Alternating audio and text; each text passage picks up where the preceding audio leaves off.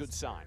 Yeah, one thing about the early game here is Qlash had the stronger comp. What they should have prioritized instead of the Dragon, they're idle in River for too long. They should have prioritized pressure top lane, like shut down Hot, don't let them rotate, take the Spirit Sentinel right as soon as it spawns, and then rotate as a team all the way down to Dragon. Because they had the early game comp. The fact that they got outplayed by the rotation-wise by Hot is what undid them. We have an Elsu ban for Cream. Ooh. Very similar drafts. Annette, Till that who's the Annette, lock. the last game, this is pretty much bog standard how you're supposed to ban these days. That Annette doesn't fit that bog standard. Yeah, I'm surprised that they're prioritizing Annette when Over you have Richter, Varus, Sephra. Nice, we should list them all together. and Varus, like you said. We're off sync there. I'm not down with that. All right, Oh, well, But I'm okay. down with We're Varus not and down Richter. with you not being down with that. I'm down with him being down with whatever. Varus Richter are locked down for Qlash Spain. That'll give them the two most powerful sideline characters in the game, and Cream Esports don't seem to care. Yeah, they're gonna go for this Nakroth potentially. Oh, here. Dial Chan, beautiful skin there. Potentially Dial Chan support. I No, feel I'm like kidding. that headdress would get very heavy. But she doesn't feel it through the power of magic. Apparently. This Cream. would be... Is this I'm hesitant to start analyzing this Yes. because I don't believe for a second that it's actually locked in. Thank you, Cream. The Annette gives them the potential to synergize well with a lightweight early game composition. Typically, Annettes work best with high mobility comps that can follow in on wind cuffs. And we would see that here in the damage Ooh. burst from Nakroth Sephra. Yeah. But it would still be the first time we'd seen a Nakroth in a while. I like Sephra and Annette there, as we saw Team Queso run that composition a lot. Is they're dominant and they have a lot of harass in the mid lane. And Omen being picked up is very interesting because I guess they want to make sure they don't completely get dominated in the side lane. Annette and Sephra? It's almost like they'd forgotten or not realized that Sephra was still in the pool. I'm sure they have a whiteboard. Do you think they do it with the whiteboard? Yeah, I hope says so. Sephra on it. Yeah. And then when Sephra is banned out, they just throw the whiteboard onto the floor in disgust. Or erase it, because that's what whiteboards are good for. So But true. I Lindis appreciate that. is... They're great for brainstorming You're the marked. draft as well. And maybe they brainstorm their way into this Lindis, Varus, Richter draft, which again looks really good for Qlash. Because they have that jungle Lindis, they can put really powerful melee characters in both side lanes. Yeah, I want to emphasize this again. They have dominant side laners. They have Lindis. They're going to pick a support that's going to help them in early game. They need to pressure and do a change their rotation up. Take pressure top lane, rotate, take the Spirit Sentinel, which gives you that little bit of extra gold experience, and then go ahead and pressure mid, and then take Dragon. That is exact rotation they should do with a much stronger early game draft that they just picked. You want more emphasis on map control, more emphasis on towers, less emphasis on the major objectives like dragons. Yeah, and stop idling, because last game they idled that first rotation. They literally waited in the river, and you saw the Mina get a pull onto the noob, but that didn't do anything. They just reviewed their entire positioning. They need stop idling. Just farm, farm, farm. Idling is not how an early game team should play. They need to farm. Don't sit still waiting for the enemy team to wander into your trap. Yeah. Press aggressive. Exactly. This Mina will give them the tools to do that. This is again a very aggressive, engaged composition coming out from Qlash. Yeah, and exactly like you said, TJ, they have to play that way with Mina. Mina doesn't bait. Mina engages. But hold up! Oh, Azenka! It's been a while. How have you been, I'm Azenka? confused because what is their jungle? Astrid comes in as well. What is their jungle? Azenka. Or Sephra? He's gonna turn the jungle into the sands. You know? Omen, Astrid. Is it sand because it's slipping between their fingers as his low clear time means he can't be a viable jungle? I think they will either jungle the Omen or jungle the Astrid. Please don't jungle Oh, Sephra. here we are. Please jungle the Toro! Sorry. Or side lane the Toro. Hold fire. That's a That would fire. have to be mid-Toro, pretty so it's mean not skin happening. there. Look at that. Look at that boss man, policeman Toro. Oh. Alistair, just as visually arresting. He'll be able to play in the mid lane, stopping any dive that comes through. I'm a little bit curious about that Alistair pick because there isn't really any dive for that to answer. Astrid jungle. This will be Astrid jungle you coming through, which isn't something we've seen a lot of. We haven't seen very much Astrid at all. At all, yeah. But I have seen, on occasion, Astrid jungle on the theory that if you can get Astrid with Soul Reaver hitting hard enough, she can one-shot people. She can, and that's her kit. You know, those those empowered attacks. And Dire Blow, which is the coolest animation in the video game, and you're gonna get to watch it. It's Oh, I'm looking forward to that. It's like Varus's kind of swing, but it's a sword that comes out instead of like a little thingy. And it's a big sword. I think they're related. They must be related. Oh, there's all kinds of stories coming out now. You think they're related? Just by the abilities. I don't think he writes the lore. That's how people are related. Is that it? I just look at the abilities, how similar they are.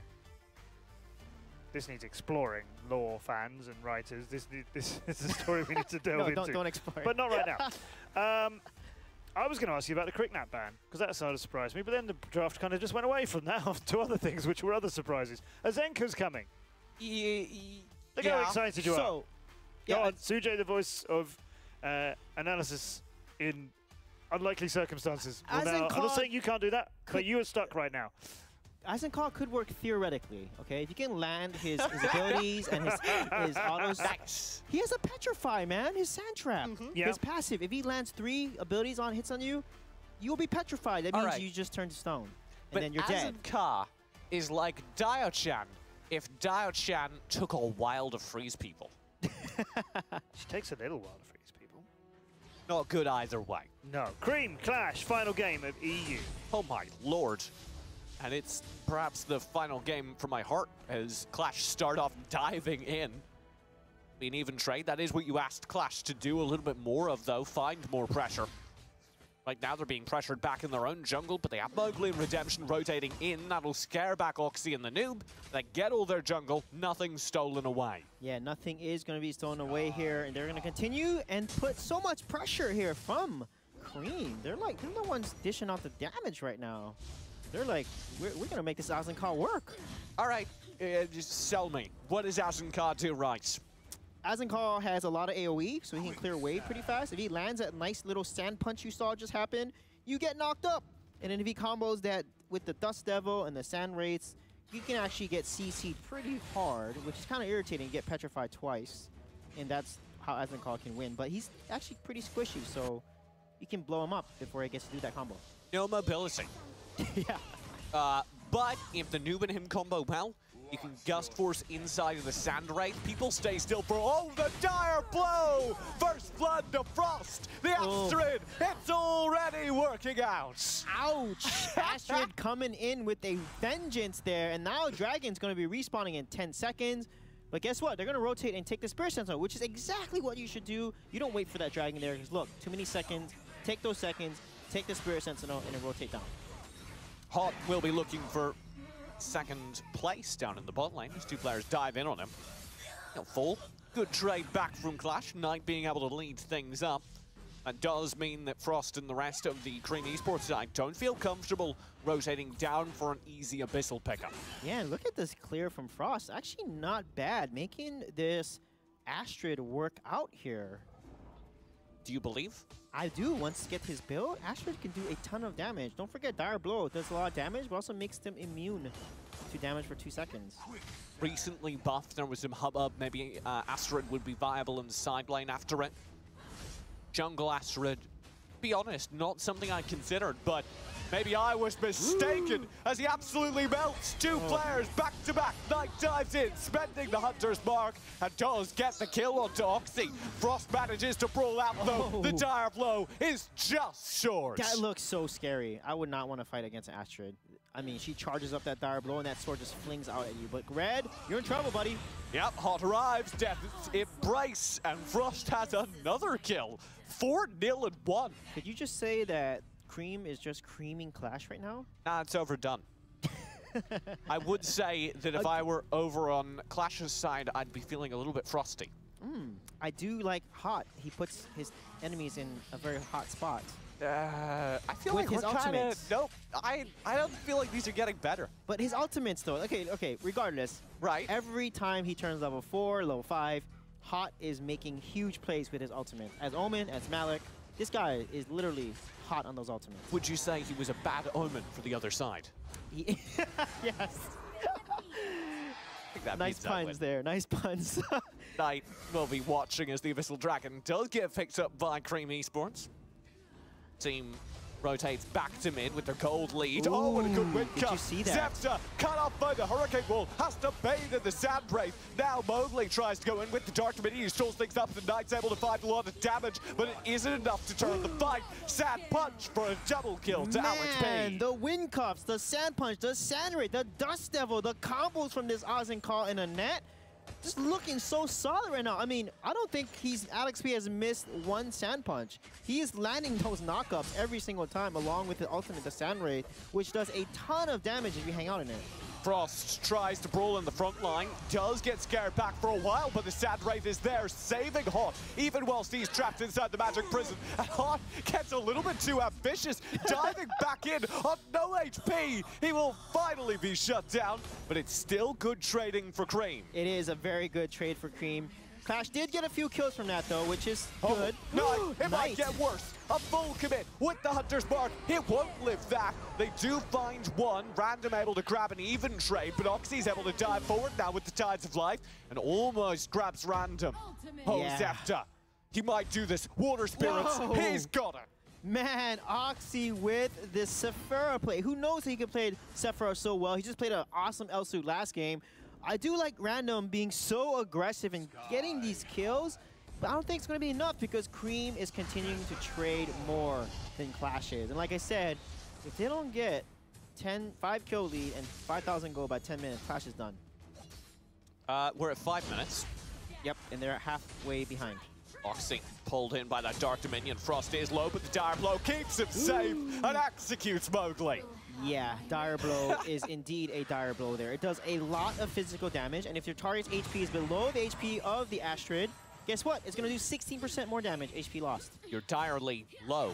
Redemption pulled in by the Death's Beacon. Almost goes down. Magic Prison does find a good combo here. Knight's able to kill the noob. Finally, a little bit better showing for Qlash.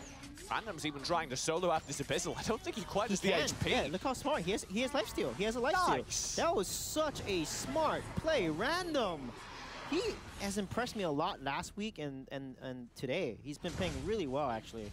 Redemption dives out. Oh. Sand Punch. Alex V should have this brawl out. But the lifesteal's there. He doesn't land an next Alex V keeps diving. The Sand Wraith almost makes it happen. If he landed that, if he would have got petrified, he would have got that kill. He just needed one more ability to connect. Unfortunately, he did not land it. Could not get the petrify. And that does mean that Qlash managed to scare back the pressure up top, stalling out. You said they needed to do much more than stall out, though. They needed to win the early game. Oh, yeah. But, you know, they're not doing bad. They're almost even in gold right now. The thing is, Cream isn't converting these wins into objectives, and that's something they did well last game, but this game, I think they're having a little bit more fun. You could say, you know, things are... No. No, thank you. All right, Frost grabs the kill down bottom.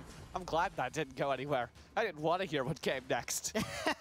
I was going to say things are getting frosty in it. No, that doesn't even work. Sand Wraith will be deployed. Mowgli stands in the middle of it. His Dark Dominion stalls things out while the Dire Blow comes through the backlines, almost finishing off Random and keeping Frost safe from the full combo. Mowgli has stalled up the front valiantly, but as Frost returns, he's slain for sure. Man, Frost is making Astrid look so good right now. I love how he's leveraging those Fearless Charge, and it's on actually a pretty decent cooldown, but the Spin Slash is the one that has a 5-second cooldown.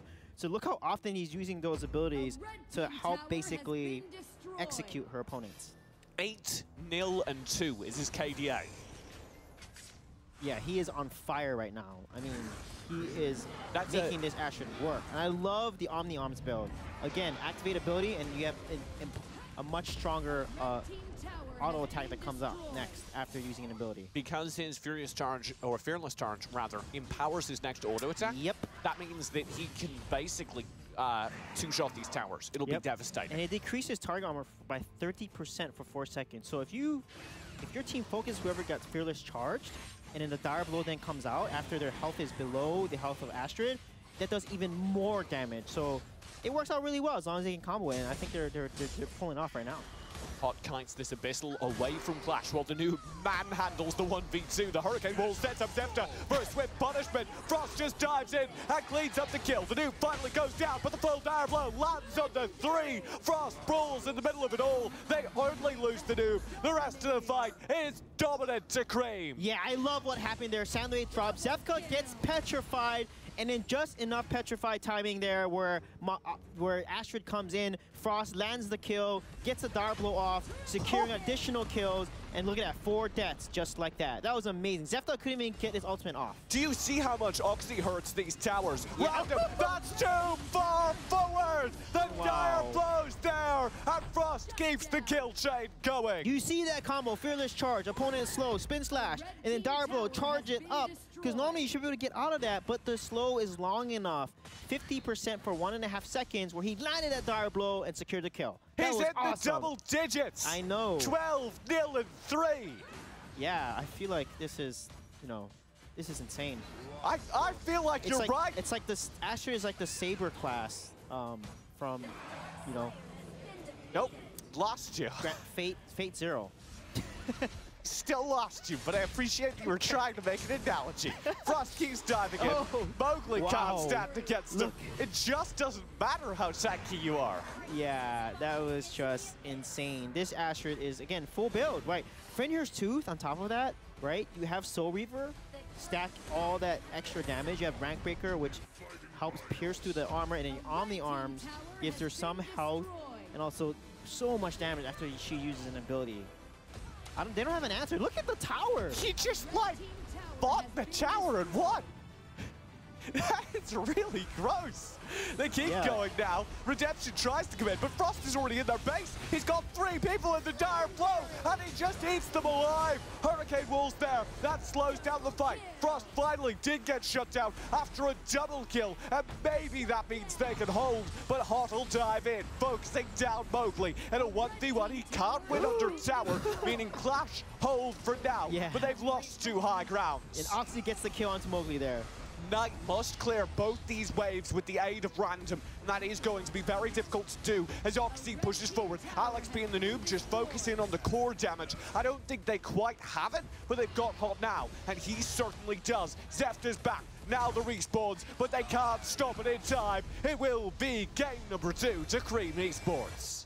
What a game there. They played an off-meta comp and made it work. I love the comboing and the damage and the aggressiveness coming out from Frost on this Astrid. Hot with the beautiful Death's Embrace in the early game. And of course, Alex P. Once Alzencaw got online, he just did so much damage, zoning out, petrifying people, and also early game, landing all these sand punches. I mean, and Oxy, a great performance on the Sephora as well. And of course, the noobs, Hurricane Walls, and Wind Cuffs were just on point.